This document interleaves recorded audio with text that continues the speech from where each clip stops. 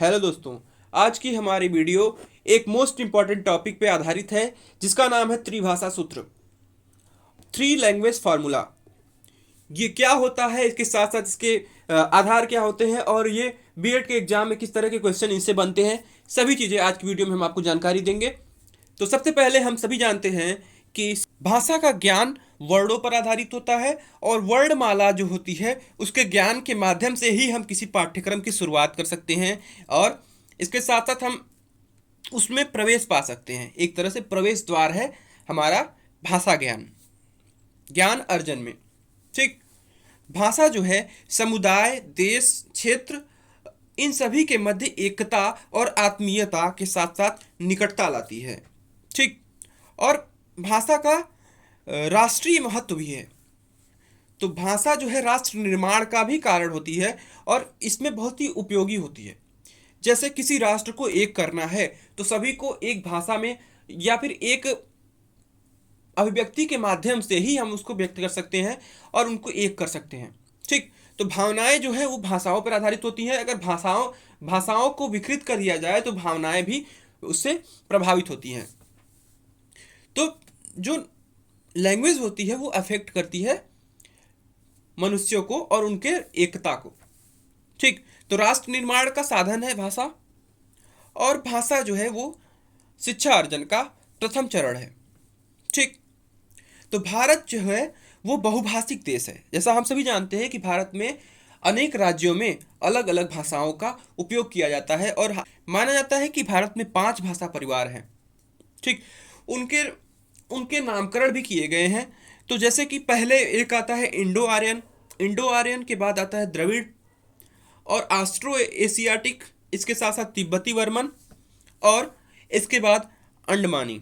तो ये 5 भाषा परिवार हैं भारत में, ऐसा माना जाता है। हम आगे चलते हैं। भारत में स्वतंत्रता प्राप्ति के बाद क्या किया गया? राष्ट्रीय एकता को सुदृढ़ करने के लिए ऐसे पाठ्यक्रम की रचना की गई जिसमें कि प्रत्येक व्यक्ति जो है एक से अधिक भाषाओं का जानकार हो। ठीक।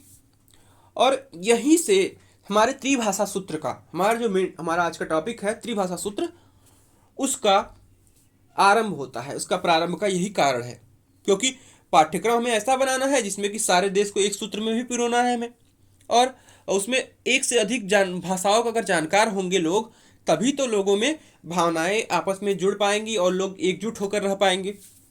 तो इसलिए त्रिभाषा सूत्र का जो बेस है कहाँ से बनता है? हमारे पाठ्यक्रम, जो पहली बार पाठ्यक्रम बनाया गया उसके आधार पर बनता है। एक कारण तो ये हो गया, लेकिन दूसरा कारण जो है वो ये है कि भाषा संवेदनशील मुद्दा है, भाषा सेंसिटिव है, क्योंकि अपनी भाषाओं के लिए लोग मरने को तैयार रहते हैं। उदाहरण के लिए आंध्र प्रदेश के गठन के समय जो भाषा के आधार पर पहला राज्य गठित हुआ था आंध्र प्रदेश, तो उस समय एक व्यक्ति थे, रामुल्लू करके उनका नाम था। उन्होंने क्या किया था कि अनशन करके, काफी दिनों तक अनशन करके, भाषा के आधार पर राज्य गठित हो इसलिए उन्होंने अनशन करके खुद का प्राण आहुति दे दिया था। तो इससे हम समझ सकते हैं कि भाषा जो है कितना सेंसिटिव सब्जेक्ट है। इस पर राजनीतिक और क्षेत्रीय प्रतिक्रियाएं आती रहती हैं, मतलब भाषा के लिए रिएक्टिव होती हैं सभी पार्टियां, और उसके साथ साथ क्षेत्रीय लोग भी उस पर रिएक्टिव होते हैं अपनी भाषा के लिए। क्या हुआ कि संविधान निर्माता जो थे वो हिंदी की व्यापकता का स्वीकार करते थे, इसलिए उन्होंने संघ की राजभाषा के रूप में हिंदी को स्वीकार कर लिया। और आर्टिकल 343 में उन्होंने कहा है, स्टेटमेंट दिया है कि देवनागरी लिपि में जो है हिंदी केंद्र की राज्यभाषा होगी, ऐसा उन्होंने कहा है। इसके साथ साथ आर्टिकल 351 में उन्होंने कहा है कि हिंदी की वृद्धि, विकास और समृद्धि की जिम्मेदारी किसकी होगी? केंद्र की होगी। केंद्र सरकार जो है हिंदी के विकास और वृद्धि में और उसकी समृद्धि में पूर्ण रूप से उसके लिए जिम्मेदार होगी। इसके साथ साथ संविधान लागू होने के 15 वर्षों तक क्या किया गया कि शब्दकोश की कमी के कारण इंग्लिश को राजकीय भाषा के रूप में बना दिया गया था। ठीक। और हिंदी में शब्दकोश की कमी होने की वजह से इंग्लिश को बनाया गया था राजकीय भाषा, जो कि सारे कार्य, राजकीय कार्य जो है उसमें हो सके, इसके लिए।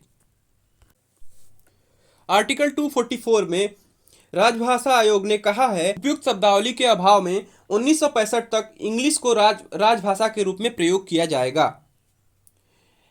तो इसलिए सरकार ने हिंदी और इंग्लिश दोनों को राजभाषा के रूप में प्रयोग किए जाने का निश्चय कर लिया। 1965 तक जो है इंग्लिश भारत संघ की सह राजभाषा के रूप में प्रयुक्त हुई। और 60 के दशक में तमिलनाडु में डीएमके पार्टी एक थी। इन्होंने क्या किया कि भाषा संबंधी उग्र विरोध कर दिया और उत्तर पूर्व के कुछ समुदाय भी जाकर इनमें मिल गए डीएमके पार्टी में, और इन्होंने हिंदी राजभाषा बनाए जाने का विरोध करने लगे। मतलब हिंदी को राजभाषा बनाने का ये लोग विरोध करने लगे। परिणामतः क्या हुआ कि 1967 में राजभाषा संशोधन विधेयक पारित हुआ और अकादमिक शिक्षा में बहुभाषिता को स्वीकार किया गया। मतलब अकादमिक शिक्षा जो है बहुभाषी होगी, ऐसा स्वीकार कर लिया गया और एक से अधिक भाषाओं के प्रयोग का निश्चय कर लिया गया। इस त्रिभाषा सूत्र की चर्चा राधाकृष्णन आयोग से ही आरंभ हो गई थी, जब 1948 से लेकर 1949 के बीच में माध्यमिक स्तर पर 3 भाषाओं में पढ़ाई का इन्होंने परामर्श दिया था। तो इसी से त्रिभाषा सूत्र का आरंभ हो गया था। तो यहाँ तक हमने समझा कि त्रिभाषा सूत्र जो है उसके हिंट हमें कहाँ से प्राप्त हुए थे। त्रिभाषा सूत्र जो है भारत की एकता को सुदृढ़ करने के लिए उपयोग में लाया जाता है। CUET बीएड के एग्जाम में इससे रिलेटेड प्रश्न पूछे जाते हैं। वीडियो अगर आपको पसंद आई हो तो लाइक कर दीजिए और चैनल को सब्सक्राइब कर दीजिए। जुड़े रहने के लिए धन्यवाद।